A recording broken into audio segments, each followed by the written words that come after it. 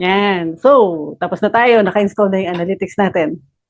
Meron lang, since nagpalit tayo, no, for demonstration purposes, nagpalit tayo, kailangan nating i-reinstall ulit yung tag manager sa website. So, andito tayo ngayon sa, papakita ko yung IT Creed website. Andito tayo. So, connect natin yung, install natin yung tag manager. So, gamitin natin yung, kasi SiteKit yung hindi ko napakita sa inyo. Napakita ko yung WP code. So, gamitin natin yung SiteKit na yun.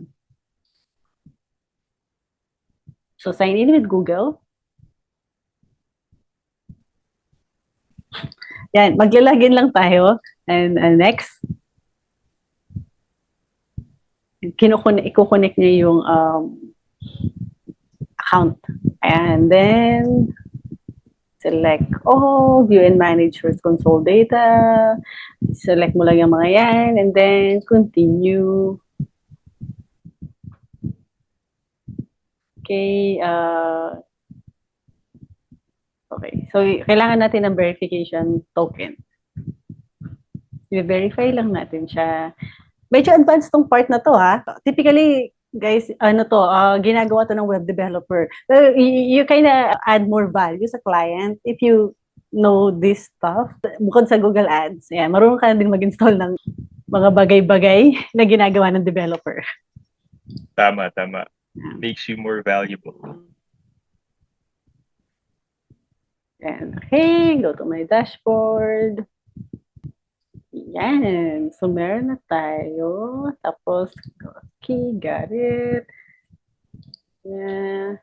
Okay. Ngayon, punta tayo dun sa settings. Okay?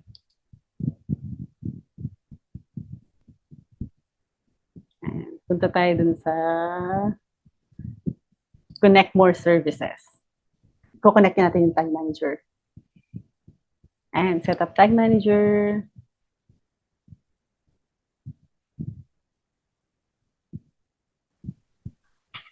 Connect tayo.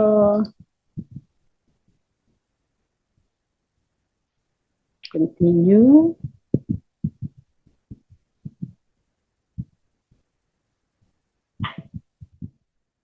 Ayan, connected na. Nagko-connect na siya. Ayan. So, kung meron kang multiple account, actually magkakaroon ka ng madaming options dito. Ayan. So, piliin mo lang, since isa lang naman yung account natin, confirm and continue.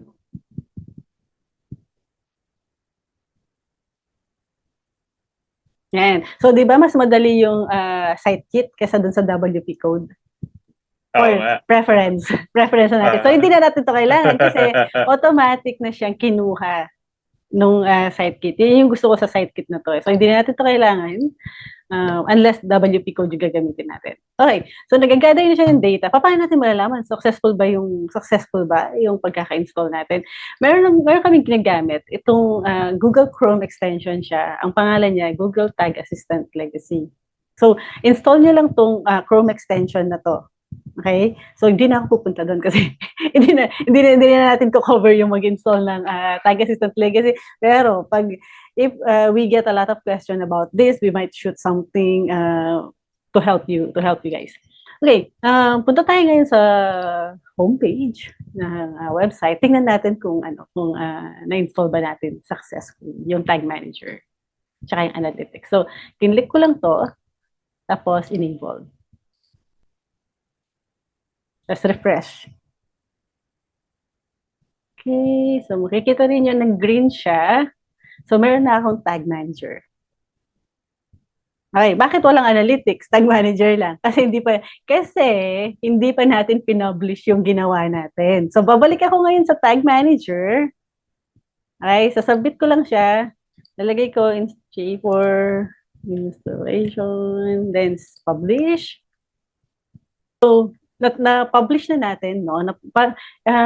Papakitaan ko kayo ng trick. Paano malalaman kung nag-work lahat. Okay, so, baka yung iba alam na to, hindi na to trick. Hindi naman siya trick. Baka yung iba alam na to. So, paano malalaman kung nag-work yung in-install mo? Like, sa case natin, analytics, di ba? So, preview. Preview mo. Tapos, ilagay mo dito yung website. Yan. And typically, makikita mo to walang value yan. So, lagay natin yung website. Tapos, hintayin mo siya. Magko-connect siya niyan. Yan. Tapos, continue lang. Ayan. Kita mo, ayan. Nag-fire siya. GA4. Ito yung ginawa natin, di ba? So, sure ka ngayon na nag-work yung ginawa mo. Nag-fire siya. So, later on, tuturo ko, pag gumawa na tayo ng mga conversion actions, dito natin siya titignan. Tapos, sa analytics din, pwede mo din makita yon. So, dito tayo sa admin, babalik lang tayo, punta ka lang dito, hover mo lang, punta ka sa home. Ayan, merong visitor ako. May visitor ako sa website. Ayan, alam niyo na may visitor, may real time, view real time. Ayan, may isang Question. visitor. Question pala. Di ba nag-revamp kasi ng website? May impact malamang yun sa visitors, no? Kasi syempre, kung inaccessible yung site or naka-down, hindi lang mapupuntahan. Kung under maintenance. Yeah, of course, oo. Pero like dito, nagpalit lang tayo. So, for demonstration purpose lang, para makita nila na paano nag-work talaga from... Yes. Okay, so ngayon, okay na tayo dito. Alam na natin, nag-work lahat. Okay. So, close muna natin to para hindi magulo. Yan, na-disconnect na siya. Tanggalin ko lang to. Balik lang tayo. Okay, ngayon, gusto ko i-detect yung ang conversion for IT Cred is pag merong nag-click dito. Okay? So, babalik tayo dun sa campaign natin. Okay? Hindi na MDantis yung gagamitin natin. Pati dun sa campaign, papalitan natin.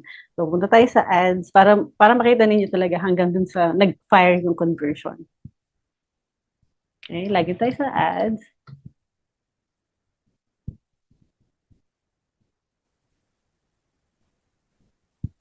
Nag-auto-login na siya kasi nakalagin na tayo dun sa ibang mga services ni Google. Okay. So, pupunta lang ako sa campaign ngayon, no? Papalitan ko lang yung URL, yung final URL dun sa campaign.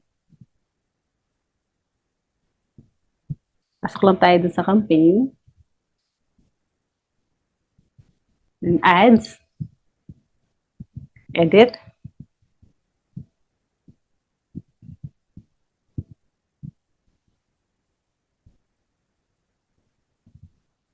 Yan, papalitan lang natin to ng, remember, pinagpapalit lang tayo kasi gusto ko lang ipakita sa inyo yung final. Okay, save natin. Okay, ngayon, paano mag-setup ng conversion tracking?